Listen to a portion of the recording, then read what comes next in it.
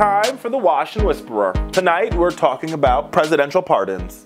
Yes, indeed, America, it is true. President Trump on Friday pardoned Scooter Libby, the former chief of staff to former Vice President Dick Cheney.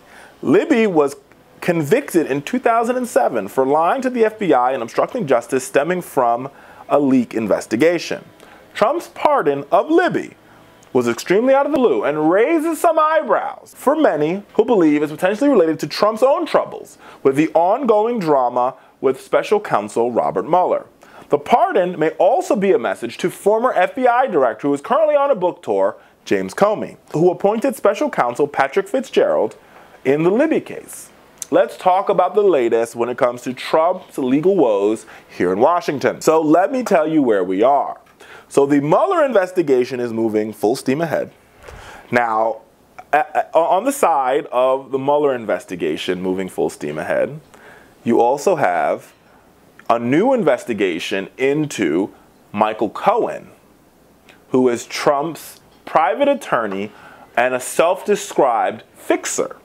Now, usually it is very, very, very difficult to get a search warrant for a lawyer's office, unless you can prove to a judge that by getting this warrant, you will find some illegal inference, like you'll find there's some criminal cover-up that breaks attorney-client privilege, and also you believe that this individual might destroy evidence. Would there be a warrant issued? So, a new prosecutor from the New York Southern District went to court. This is a prosecutor that was appointed by President Trump, went to court, America, presented the evidence, got a federal judge to issue a warrant to search Cohen's home, his office, and his hotel room. They have all that information. So then you have that's one piece. Then you have the Mueller investigation. In the Mueller investigation, you have recently Paul Manafort's lawyer, who's now in jail and guilty, right, for engaging in some sort of cover-up. You have Michael Flynn, who's pled guilty. You have George Papadopoulos, who's pled guilty. All of you pled guilty. Investigation. And you also have 13 Russian oligarchs, which have all been indicted. One individual wasn't even allowed to clear customs here in the United States before being questioned by authorities.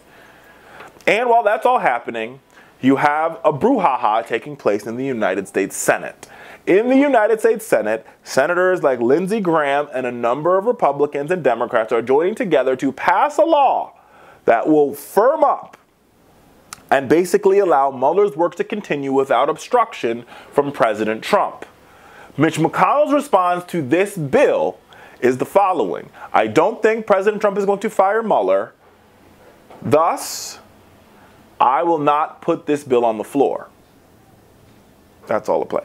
And then we find out that President Trump is considering firing Mueller and Rob Rosenstein, Mueller's boss, as this investigation steams forward and as this investigation gets closer and closer and closer to the President of the United States. Now, let me be very clear, America. I don't know if President Trump obstructed justice.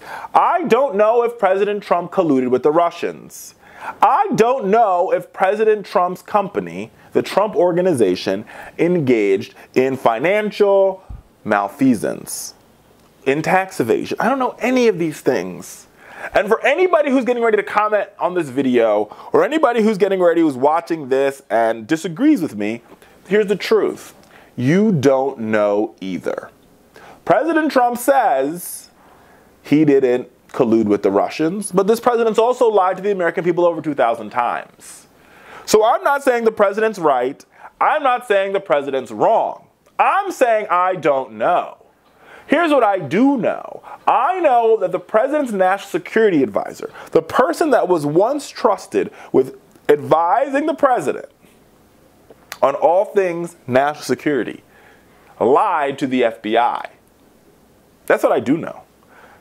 And he pled guilty. I also know that a Trump associate, George Papadopoulos, not only lied to the FBI, but we know at some point in time he wore a wire.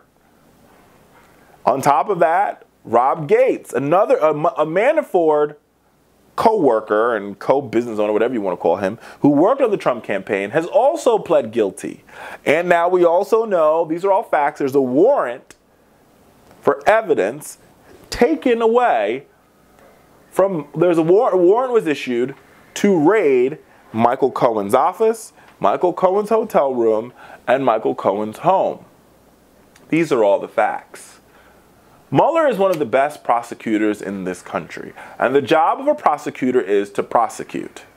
And so for all those out there who believe this is a witch hunt, for all those out there who believe that everybody's after the President of the United States.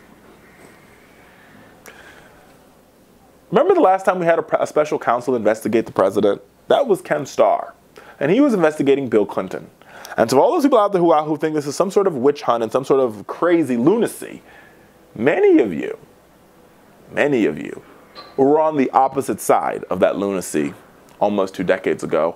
And you were saying, impeach President Clinton, lock him up, throw away the key. But now that the Gucci's on the other foot, you're saying something different.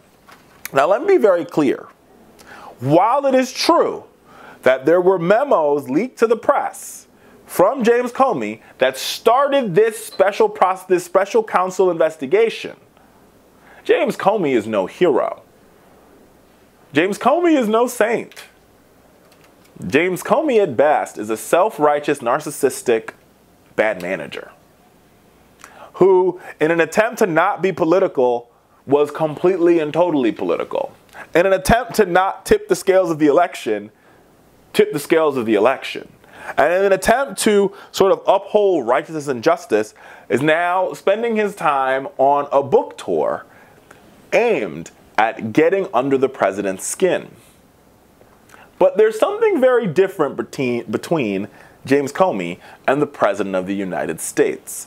James Comey now is just a regular American citizen. The President of the United States is just that. The President of these 50 United States and the leader of the free world.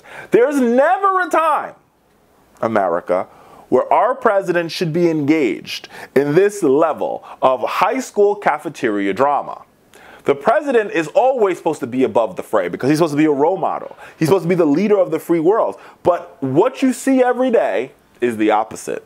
You see a president caught in the weeds. You see a president thirsty for blood. You see a president who has literally left the chariot that is 1600 Pennsylvania Avenue to get into the mud pit and in the murkiness and engage in a debate that he doesn't really have to engage in.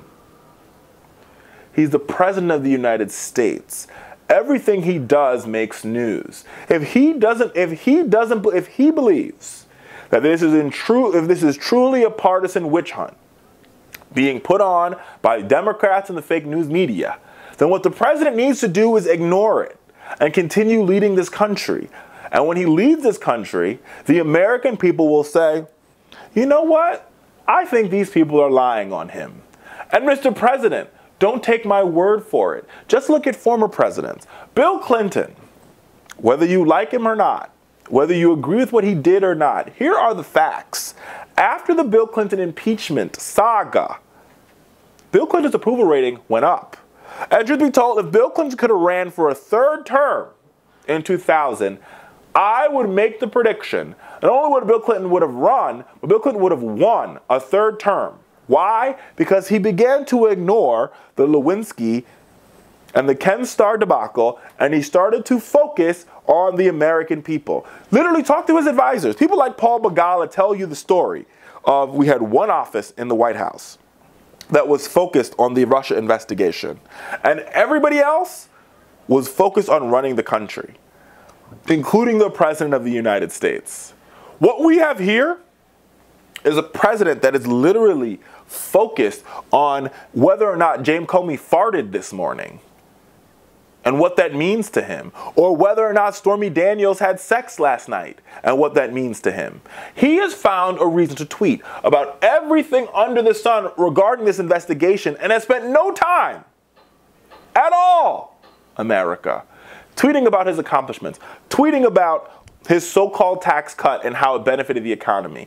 or tweeting about all the impact that his deregulative state is having. Instead, he focuses on the minutia of these various investigations. He spends time directly tweeting. He has made James Comey's book a bestseller, single-handedly. And it's really silly, Mr. President. If you avoid James Comey, if you didn't pardon Scooter Libby, if you didn't do any of this, and you just focused on what was happening and what you were doing to move this country, quote unquote, forward, I guarantee you the media would have to cover what you did, what you were doing for the country, and they wouldn't spend so much time talking about Russia.